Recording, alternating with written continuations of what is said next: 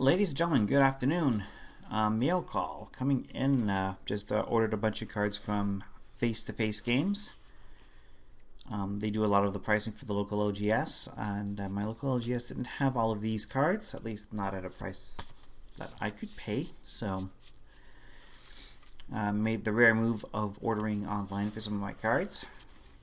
I still support my local LGS every week when I go play some Commander at the store. But for now, I will show off the cards that I got. You can hear them here. It's close to 30 cards, so let's get to work. Ayara, first of Locktwin. Debating if I want to make a new deck with her or if I just want to throw it in Yargle. I'm not entirely sure what my plan is yet. But this is a pretty sweet card, so I decided to scoop that up. Crashing Drawbridge, one of the rare instances of a good common for EDH in this set, especially if you play in metas with more aggressive ground games. 2 mana, you can block forever, and you can grant your creatures haste with a quick tap of the Crashing Drawbridge. I have both Frogify and Kenrith's Transformation. These are auras that I'm considering using in Muldrotha as sort of creature control and creature removal. So we'll see about that. I'll let you know how that goes. Keeper of Fables for the cat deck. Because yes, I play the cat deck. My cats would be mad at me if I didn't. Folio of Fancies. I like this one for my Eric Smithies deck.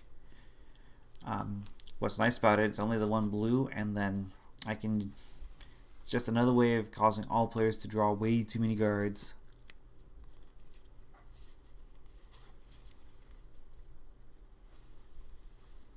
You can also use it for milling strategies too, so I might get creative with this card. Feasting Troll King. I'm going to throw this in a mono green deck for sure. Big dumb beater with Vigilance and Trample. I like when I have both those keywords, because then they have to block it, and then, well, I can still defend myself against the crackback. And with all those food tokens it creates, I can gain life, or I can bring the creature back. I have both options, which is pretty sweet. Covetous Urge. I think my ninja deck is going to like this one. It's not a expensive card in terms of casting cost, but I like the ability of being able to basically steal one of my opponent's cards. The Clackbridge Troll, really nasty 8H. This may again go into Yargle just because he's a big beater. And the nice thing about my Yargle deck is that it runs a lot of token hate. So rather than my opponents just sacrificing some tiny little goats, they'll be actually sacrificing some real creatures if they don't want to take their beats. Castle Ardenvale fits quite nicely into Teshar, I would think, so that's where that is going. I got 2 copies of Lochmere Serpent. 1 copy is going to Muldrotha for sure. Being able to sack my swamps to gain life, draw cards, and then play those lands right back seems really good to me. And also being able to exile 5 cards, like use this card from my graveyard to exile 5 cards from an opponent's graveyard. That will prove useful. I did get not 1, but 2 Mace of the Valiant. 1 for Atraxa for sure. I'm not sure where the other one is going, although I feel like Teshar would really like this card as well. Midnight Clock. I only picked up 1 of these, and I am debating if I want to throw this into the Jalera deck, or if I want to throw this into Yidris. Either way, both decks would really like this card, I'm sure. Wishclaw Talisman. This is for Anamatu, because not only can I tutor out a card, and yes, I would have to give the Wishclaw Talisman to an opponent, but then Anamaru's -1 can actually blink it back into my control. So, very, very powerful ad for my Planeswalker build. Mirror Maid. I am trying to work on a Bant Chantress deck, so Mirror Maid fits very, very nicely in there. Oathsworn Knight. This will also be a pretty sweet add to Atraxa. Because yes, it attacks every turn if it's able to, but as long as it's got a +1/+1 counter, it doesn't take damage. It just moves a +1/+1 counter, so he'll stick around for a while. Return of the Wild Speaker.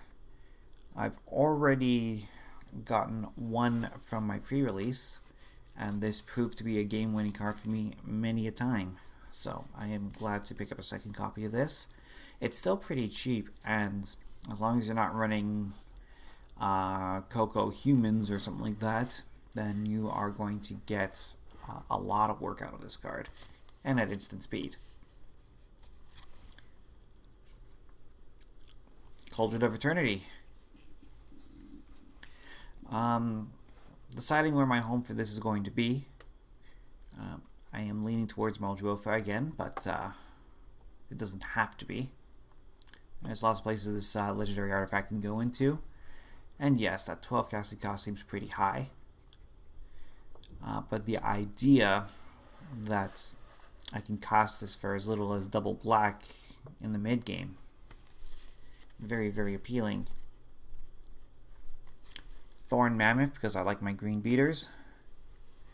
And he's a 6/6. Let's kind of tip that upwards so we can see the stats. As when this or another creature enters the battlefield under my control, it fights up to one target creature I don't control, so... Oh yes, we're going to win some fights. Tome of Legends. I've only got one home for this really, and that is Atraxa. So even if I don't attack, just proliferating those counters on there gives me all sorts of extra card draw. Got Yorvo. Again, enters with the 4/+1/+1 counters. And whenever a green creature enters the battlefield on my control, it gets a +1/+1 counter. And then a second counter if the creature I had played happens to be a bit bigger than him. Figure why not, it's pretty good. And I did treat myself lastly to an Embercleave in foil. This card is going to be playable for quite some time, methinks, especially with the new formats. So I'm thinking of tossing this one into Atali. Seems like a really, really good fit there. And yep, that's what I got. I hope you enjoyed this. Hope you got some cool ideas for your decks out of seeing these individuals cards from Throne of Eldraine. I'll try to do one of these whenever a new set comes out, if I have enough cards that I want to pick up, and if finances allow. Expecting Father and all, it's going to be a little tricky to keep up the game going forward, but we'll see how it goes. I'm definitely super excited for a lot of the new Commander products coming next year. So, 2020, a big year for a lot of reasons, both in terms of the game and in terms of my personal life. So yeah, that's what I've got for today. Ciao, talk to you all again soon. Extra life this weekend, folks, so enjoy.